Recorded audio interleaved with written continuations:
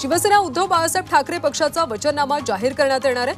मातोश्रीवर उद्धव ठाकरेंच्या हस्ते या वचननाम्याचं प्रकाशन होणार आहे। ठाकरेंच्या वचननाम्यामध्ये महिला, शेतकरी, युवा, रोजगार निर्मिती, उद्योग आणि आरोग्य क्षेत्राबाबत मोठ्या घोषणा होण्याची शक्यता आहे।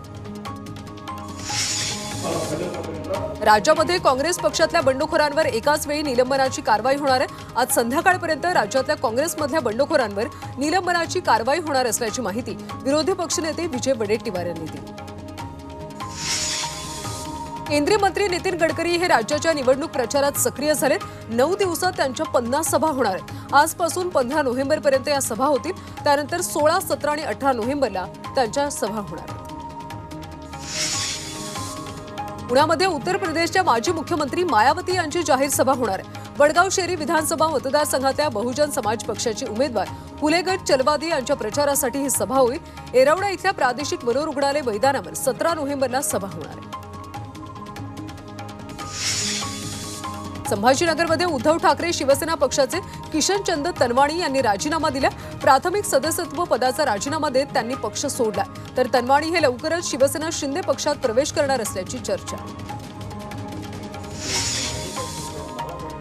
साताऱ्यातल्या माण मतदारसंघात राष्ट्रवादी शरद पवार पक्षाच्या मेळाव्यामध्ये कार्यकर्त्यांमध्ये बाचाबाची झाली। प्रभाकर देशमुख यांना डावलून प्रभाकर घारगे यांना उमेदवारी देण्यात आल्यानं प्रभाकर देशमुख आणि अभय जगतापांचे कार्यकर्ते एकमेकांना भिडले आणि मोठी बाचाबाची झाली। साताऱ्याच्या कोरेगाव मतदारसंघात कार्यकर्त्यांच्या मोबाईल स्टेटसवरून महेश शिंदे आणि शशिकांत शिंदे यांच्यात वाद झाला। स्टेटस ठेवणाऱ्या मुलाला पोलिसांनी मारहाण केल्याचा आरोप करत शशिकांत शिंदे यांनी आंदोलन केलं। दरम्यान ही सगळी स्टंटबाजी असल्याचा आरोप महेश शिंदेंनी केला। पारनेर नगर मतदारसंघातल्या महायुतीचे उमेदवार काशीनाथ दातेंनी विजयाचा विश्वास व्यक्त केला। विकासाच्या मुद्द्यावर आणि कार्यकर्त्यांच्या ताकदीवर आपण विधानसभा निवडणूक लढवणार असल्याचं त्यांनी म्हटलं। पारनेरला तुतारी वाजणार नाही, विकासाच्या मुद्द्यावर महायुतीचे उमेदवार काशीनाथ दातेच निवडून येणार असा विश्वास युवती राष्ट्रवादीच्या प्रदेशाध्यक्षा संध्या सोनवणे यांनी व्यक्त केला। विरोधकांनी घरातच उमेदवारी घेतल्यामुळे पारनेरच्या जनतेला ते पटलं नाही असं त्या म्हणाल्या। यवतमाळमधल्या वणीचे भाजप उमेदवार आमदार संजीव रेड्डी बोदकूरवारांनी मनसे उमेदवार राजू उंबरकरांचा समाचार घेतला। बोदकूरवारांच्या शारीरिक व्यंगाची टिंगल उडवल्यामुळे बोदकूरवारांनी उंबरकरांना सुनावलं, तसंच जनताच उंबरकरांना धडा शिकवेल असं ते म्हणाले। या तोतड्यांनी काय केलं? 133 वसई मतदारसंघातल्या अधिकृत उमेदवार स्नेहाताई दुबे पंडितांच्या निवडणूक मध्यवर्ती कार्यालयाचं उद्घाटन बांधकाम मंत्री रवींद्र चव्हाणांच्या हस्ते पार पडलं। यावेळी महायुतीच्या विविध लोकोपयोगी योजना घरोघरी पोहोचवण्याचं आवाहन त्यांनी कार्यकर्त्यांना केलं। पालघरमधल्या बोईसरच्या सिडको परिसरात दोन्ही शिवसेना आमने सामने आल्याचं पाहायला मिळालं। शिवसेना उद्धव ठाकरे पक्षाचे उमेदवार विश्वास वळवी आणि शिवसेनेचे उमेदवार विलास तरे यांचे बोईसर शहरात लागलेले बॅनर फाडल्यानं राडा झाला। आम आदमी पार्टीनं रायगड जिल्ह्यात शेतकरी कामगार पक्षाच्या उमेदवारांना पाठिंबा दिला। पक्षाच्या पदाधिकाऱ्यांनी शेतकरी भवन इथं जयंत पाटील यांची भेट घेतली आणि पाठिंब्याचं पत्र दिलं। राज्यामध्ये महायुतीचं सरकार पुन्हा येऊ नये अशी आम आदमी पक्षाची भूमिका आहे। पुणे जिल्ह्यातल्या 202 मतदार केंद्राच्या ठिकाणांमध्ये बदल करण्यात आला।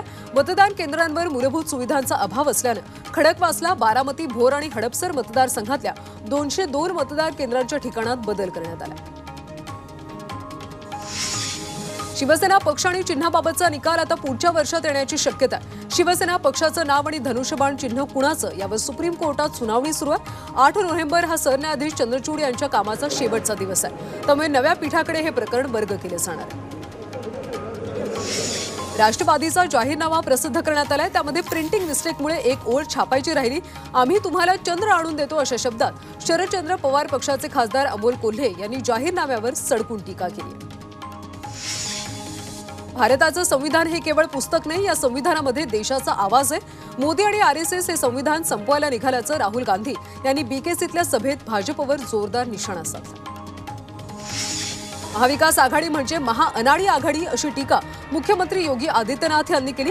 अकोल्यातल्या मूर्तिजापूर मतदारसंघाचे भाजप उमेदवार हरीश पिंपळे यांच्या प्रचार सभेत ते बोलत होते। आगीत उडी मारून बाळासाहेब ठाकरेंची प्रॉपर्टी असलेलं धनुष्यबाण वाचवल्याचं मुख्यमंत्री एकनाथ शिंदे यांनी म्हटलं। राज ठाकरेंनी धनुष्यबाण आणि शिवसेना पक्ष ही बाळासाहेबांची प्रॉपर्टी असल्याचं म्हणत उद्धव ठाकरे आणि एकनाथ शिंदेंवर निशाणा साधला होता। त्याला एकनाथ शिंदे यांनी जोरदार प्रत्युत्तर दिलं। सत्ता हाती द्या, मराठी तरुणांना 100% रोजगार देतो असं आश्वासन राज ठाकरे यांनी दिले। त्याच चेहऱ्यांना निवडून देण्यापेक्षा नव्या चेहऱ्यांना संधी देण्याचं आवाहन त्यांनी केलं। शरद पवारांनी राज्यात जातीपातीचं राजकारण केल्याचा आरोप पुन्हा एकदा राज ठाकरेंनी केला।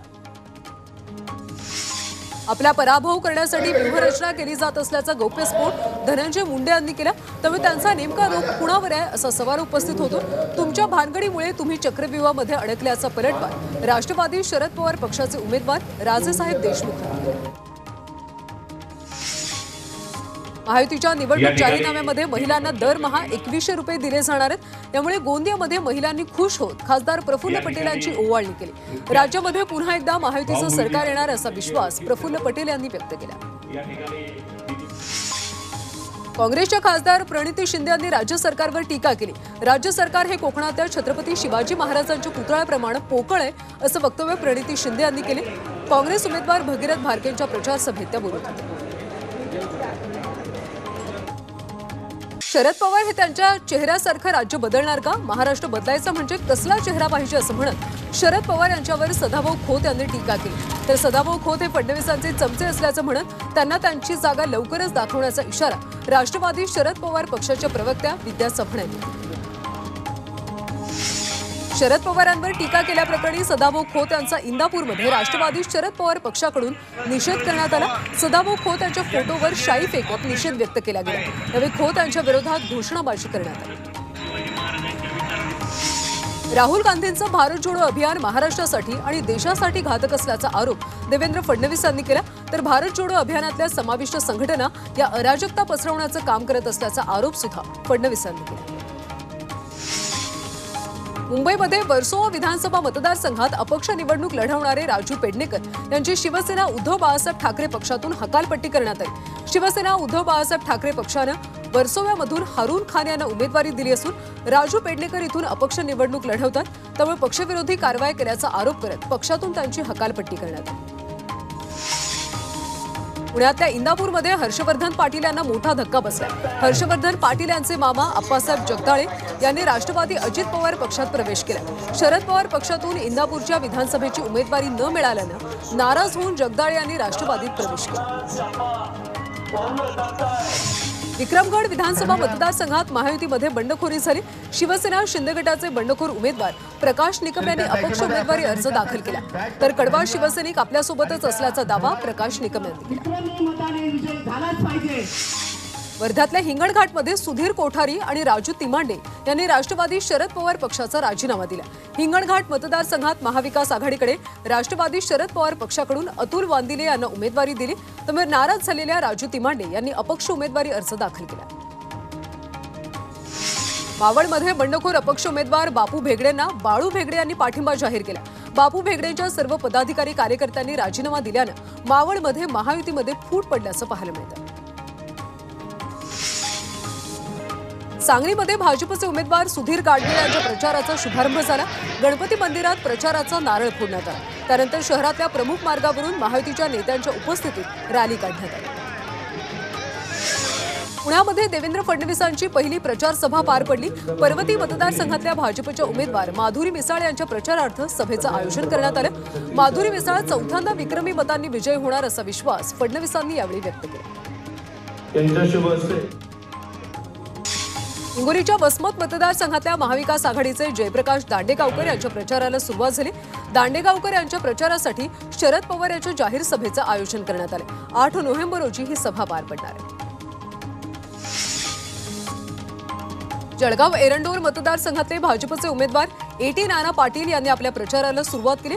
देवदर्शन घेत आपल्या प्रचाराचा त्यांनी नारळ फोडला। मी बंडखोरी केली नसून जनतेच्या मनातला उमेदवार आहे असं पाटलांनी म्हटलं। आंबेगाव शिरूर मतदारसंघाचे राष्ट्रवादी काँग्रेस पक्षाचे उमेदवार दिलीप वळसे पाटील यांनी आपला जाहीरनामा प्रसिद्ध केला। यावेळी वळसे पाटलांनी आपल्या जाहीरनाम्यामध्ये पुढच्या 5 वर्षात पाट पाण्याचा प्रश्न सोडवण्याचा प्रयत्न करणार असल्याचं म्हटलं। अकोला जिल्ह्यातल्या मूर्तिजापूरमध्ये आमदार हरीश पिंपळेंनी जेसीबीवर चढून स्टंटबाजी केली। मूर्तिजापूरमध्ये योगी आदित्यनाथ यांची सभा आयोजित करण्यात आली होती। या सभेनंतर भाजप उमेदवार आमदार हरीश पिंपळे यांनी जेसीबीवर चढून स्टंटबाजी केली। हे स्टंटबाजी सध्या चर्चेचा विषय बनली।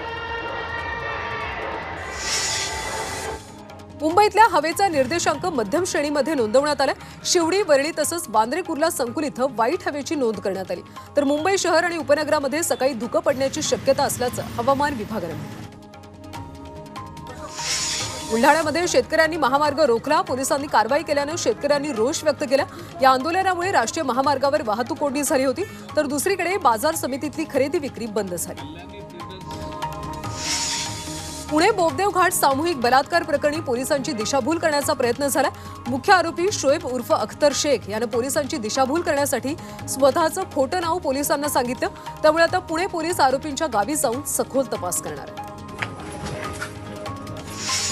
पुण्यातल्या कल्याणी नगर पोर्श कार अपघात प्रकरणात अल्पवयीन मुलाच्या रक्ताचे नमुने बदलणाऱ्या फरार अरुण कुमार सिंग याचा अटकपूर्व जामीन सर्वोच्च न्यायालयानं फेटाळला। त्यानंतर अरुण कुमार सिंग सत्र न्यायालयात शरण आला। पिंपरी चिंचवडमधल्या डीवाय पाटील रुग्णालयात बॉम्ब ठेवल्याचा धमकीचा मेल आला। त्यामुळे बॉम्ब शोधक पथकाकडून रुग्णालयात शोधकार्य करण्यात आलं, मात्र कुठेही बॉम्ब आढळला नाही। त्यामुळे हा फेक मेल असल्याचं स्पष्ट झालं। वर्ध्याच्या भुगाव इथं असलेल्या इओनित स्टील कंपनीमध्ये स्लॅग मटेरियलचा स्फोट झाला। त्यामध्ये 23 जण जखमी झाले। जखमी 30 ते 40% भाजल्याची माहिती। जालना जिल्ह्यामध्ये अनेक मोसंबी बागांवर मंगू रोगाचा प्रादुर्भाव झाला। त्यामुळे मोसंबीचा रंग निळसर काळा होतो। तसंच या रोगामुळे मोसंबीच्या दरात घट झाली। सध्या आंब्या बहर संपत आल्यानं बाजारपेठेत आवक कमी झाली। यंदा कपाशीचा हंगाम कमी दरानं सुरू झाल्यानं शेतकरी आर्थिक अडचणीत सापडला। कापसाला प्रति क्विंटल मागे 6 ते 6.5 हजार रुपयांचा दर मिळतो। त्यामुळे कपाशीच्या लागवडीसाठी केलेला खर्च तरी निघेल का याची चिंता आता शेतकऱ्यांना लागली। दरम्यान कपाशीला 10,000 रुपयांचा भाव देण्याची मागणी शेतकरी करतात। दिवाळी आणि पाडव्यानंतर लातूर बाजार समितीमध्ये सोयाबीनची विक्रमी आवक आली। मात्र बाजारात आवक वाढली असली तरी सोयाबीनला योग्य भाव मिळत नसल्यानं शेतकरी अडचणीत आहे। हमी भावापेक्षा कमी दर सोयाबीनला मिळतो। वर्ध्यातल्या हिंगणघाट कृषी उत्पन्न बाजार समितीमध्ये सोयाबीनची आवक वाढली आहे। मात्र बाजारपेठेत सोयाबीनला भाव नाहीये, त्यामुळे शेतकरी चिंतेत सापडले। शेतकऱ्यांचा लागवडीचा खर्चही निघत नसल्यानं शेतीमालाला भाव द्या अशी मागणी शेतकऱ्यांनी केली। जत तालुक्याला दुष्काळमुक्त करणार असं आश्वासन जतमधल्या सभेमध्ये फडणवीसांनी दिले। येणारी पिढी दुष्काळ पाहणार नाही अशा शब्दात फडणवीसांनी जतकरांना आश्वासन दिले। डोंबिवली जवळच्या हेदुटणे गावाजवळ एमआयडीसीच्या ठाणे परिसराला पाणी पुरवठा करणारी पाईपलाईन फुटली। दरम्यान 1600 मिलीमीटर व्यासाच्या पाईपलाईनचा व्हॉल्व फुटल्यानं लाखो लिटर पाणी वाया गेलं। सामूहिक बलात्कार करणाऱ्या 8 आरोपींना जन्मठेप सुनावण्यात आली, तर तिघांना 20 वर्ष कारावासाची शिक्षा सुनावण्यात आली। पीडित मुलीला लग्नाचा आमिष दाखवत तिच्यावर लैंगिक अत्याचार करण्यात आला होता। सोलापूर जिल्हा सत्र न्यायालयानं हा निकाल दिला। अमरावतीमध्ये 5 किलो सोनं चांदी जप्त करण्यात आली। तिवसा चेकपोस्टवर पोलिसांनी मोठी कारवाई केली। पकडलेल्या सोना चांदीची किंमत 6 कोटींच्या घरात आहे। विधानसभा निवडणुकीमध्ये पोलीस यंत्रणा सतर्क झाली।